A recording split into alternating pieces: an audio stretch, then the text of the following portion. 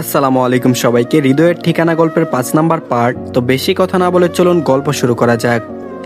উষার share করা ভিডিওটা এমন যেখানে উচ্চতার ভিত্তিতে পার্টনার সিলেক্ট করা, যেমন মেয়ের উচ্চতা 5 ফুট 1 ইঞ্চি হলে ছেলের উচ্চতা 5 ফুট 5। তো উষার উচ্চতা যেহেতু 5 ফুট 4, তাহলে উষার পার্টনারের উচ্চতা হলো 5 ফুট 9।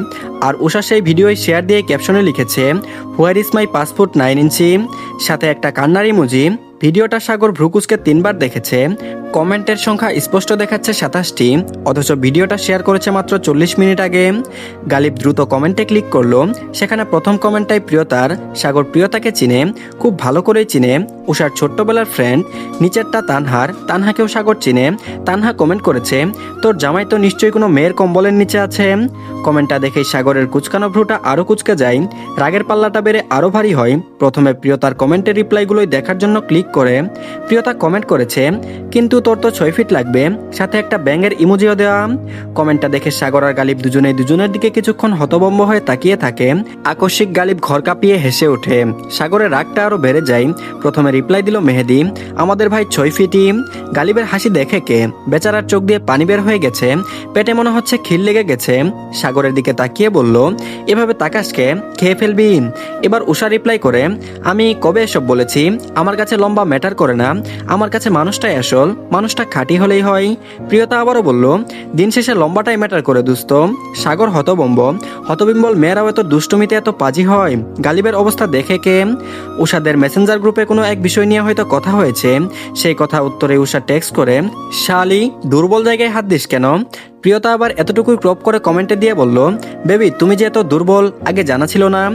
অবশেষে তানহা কমেন্টের শেষে রিপ্লাই করে, মায়া মানুষ কেমনে এত নষ্ট মাইন্ডের হয় ভাই, তুই এত নষ্ট কেন দোস্ত?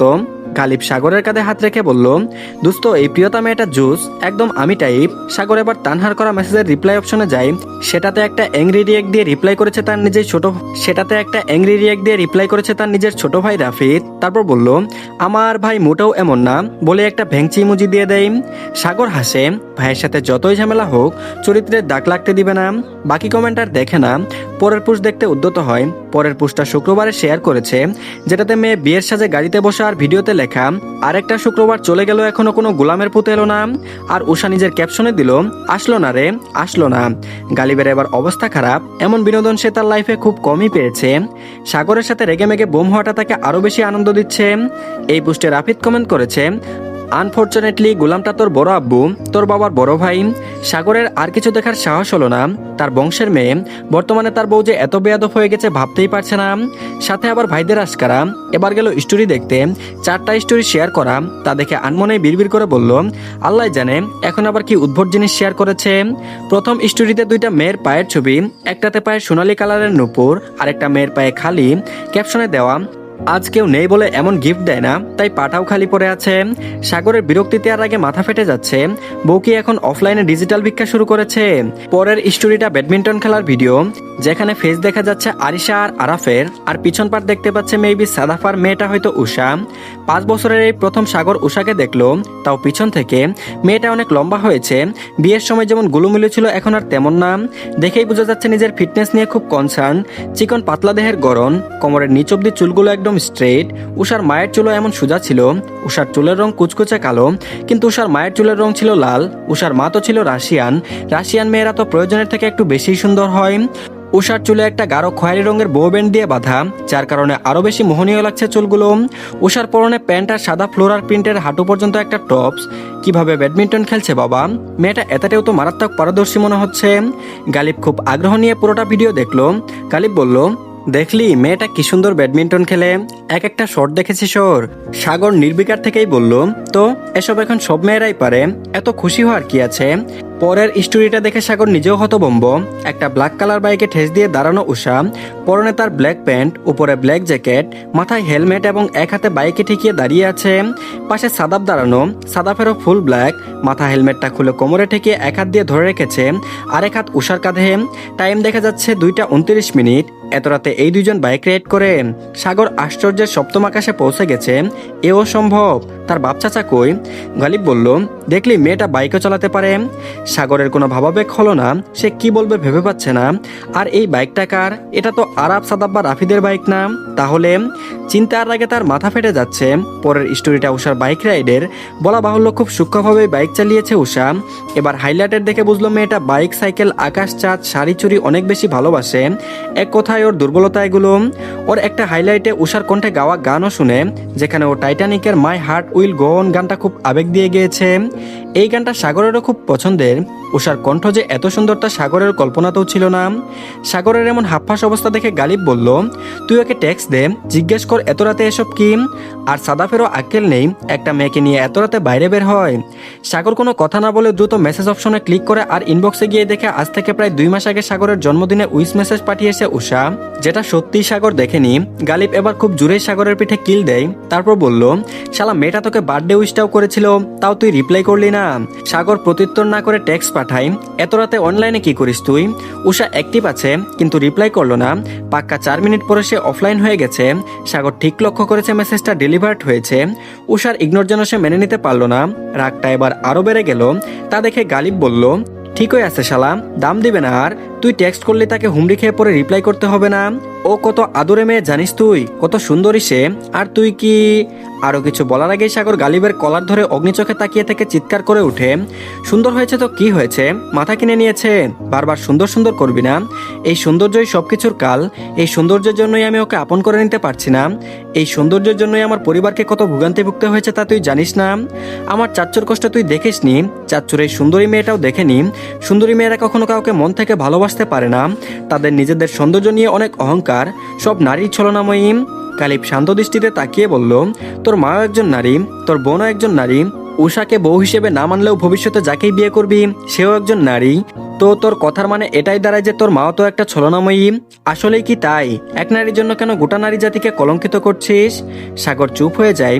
গালিবের প্রত্যুত্তরে সে কি বলবে ভেবে পায় না। গালিবের কলার ছেড়ে দেয়, আস্তে আস্তে নিয়ন্ত্রণে চলে আসে। কয়েক সেকেন্ড আগের হিংস্র মানবকে এখন একদম বিড়াল ছানার মতো লাগছে। সাগর সোফাতে মাথা হেলিয়ে দেয় কপাল চেপে ধরে। আর এদিকে আড়মোড়া ভেঙে উঠে বসে উষা জানালার পর্দার ফাঁক দিয়ে আসা লাইটের আলোর দিকে কতক্ষণ তাকিয়ে থাকে। আনমনেই হেসে ফেলে। আজকে অন্য দিনের তুলনায় মন মেজাজটা একটু বেশি ফুরফুরে উষার। জলদি ওয়াশরুমে যাই, কিছুক্ষণ পর একেবারে অজু করেই বের হয়। আগে ভাইদের ডেকে তুলবে, তারপর বাপ চাচাদের। সকাল 10টা থেকে উষার কলেজে ক্লাস শুরু হয়। সেই হিসেবে 8:30টার দিকে রেডি হতে চলে যায় উষা। আর রেডি হয়ে এসে সবার সাথে খেতে বসে। আজকেও তার ব্যতিক্রম হয়নি। হঠাৎ দরজার কড়াঘাত শুনে উষা থমকে দাঁড়ায়, বিড়বিড় করে, এ সময় আবার কে এলো? ভাবনার মধ্যেই সাদাফের উৎকণ্ঠা আওয়াজ শুনতে পাই। উষা দ্রুত দরজা খুলে সাদাফের মুখটা দেখে মনে হচ্ছে কেউ ওকে জোর করে করলার জুস খাইয়ে দিয়েছে। আজব, তোর মুখের এই বেহাল দশা কেন?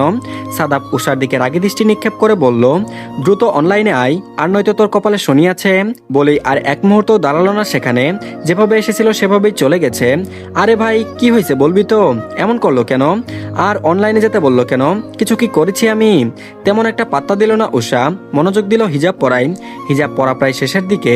আচমকাই উষার হাত থেমে যায়, চোখ দুটি বড় বড় হয়ে যায়। আর শীতে নিজের প্রতিবিম্বের দিকে হতভম্বের মতো তাকিয়ে আছে। হ্যাঁ, রাতেই তো সাগর ভাই আমাকে টেক্সট করেছিল, আমি তো ভাব দেখাতে গিয়ে রিপ্লাই করিনি। এখন এটার জন্য কি সাদাবকে পাঠালো? আই হাই, দিলে তো লাড্ডু ফুটেছে আমার। খুশিতে যে উষা কি করবে বুঝতে পারলো না। দৌড়ে চার্জে বসানো ফোনটা খুলে ফেললো। দ্রুত মেসেঞ্জারে ঢুকে, ইস, সাগর ভাই নিজে আমাকে টেক্সট করেছে। ভাবতেও কেমন লজ্জা লজ্জা লাগছে আমার। সাগর ভাই অনলাইনে আছে। দ্রুত রিপ্লাই করলাম, কেমন আছেন সাগর ভাই?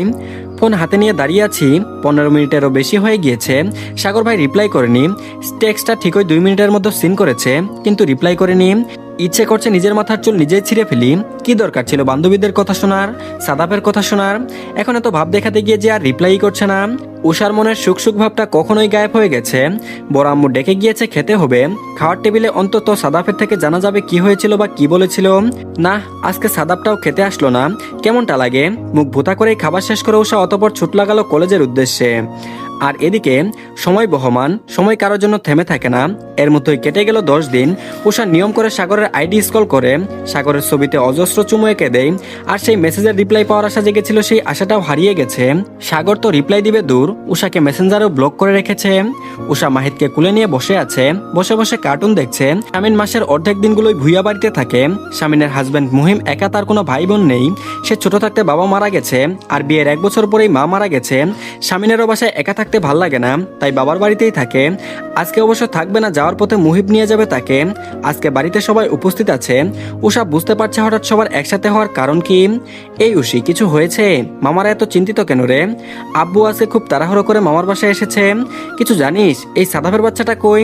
সাদাব বলল, শুন মোটু, আমার কোনো বাচ্চা নাই, তবে একটা বিয়ে করাই দে। প্রমিস করছি 1 বছরের মধ্যে তোকে ফুফু ডাক শোনাবো। বলেই ভাব নিয়ে শার্টের কলার ঠিক করলো সাদাব। আরিশা বলল, তোর মতো খচ্চরকে কে বিয়ে করবে? 7 দিনে একদিন গোসল করিস, ছি। বলেই নাক চেপে ধরলো আরিশা। সাদাব বলল, তো কি হয়েছে? রেগুলার কারা গোসল করে জানিস? যাদের শরীরে গন্ধ আছে তারা। আমি কি তোর মতো খাটাস নাকি? তোর শরীরে ইঁদুর পচা গন্ধ আছে বলেই রেগুলার গোসল করিস। আমার শরীরে দেখ, হাজারো ফুলের সুবাস পাবি। আরিশা বলল, হ ভাই, ডাস্টবিনের গন্ধ। তো ধন্যবাদ সবাইকে, এই পার্টটি এই পর্যন্তই। পরবর্তী পার্টও দিয়ে দেওয়া হয়েছে, সবাই দেখে নেবেন। আর সবাই অবশ্যই চ্যানেলটিকে সাবস্ক্রাইব করে দিয়েন, আর ভিডিওতে অবশ্যই লাইক দিয়েন। তো ভালো থাকবেন সবাই, আল্লাহ হাফেজ।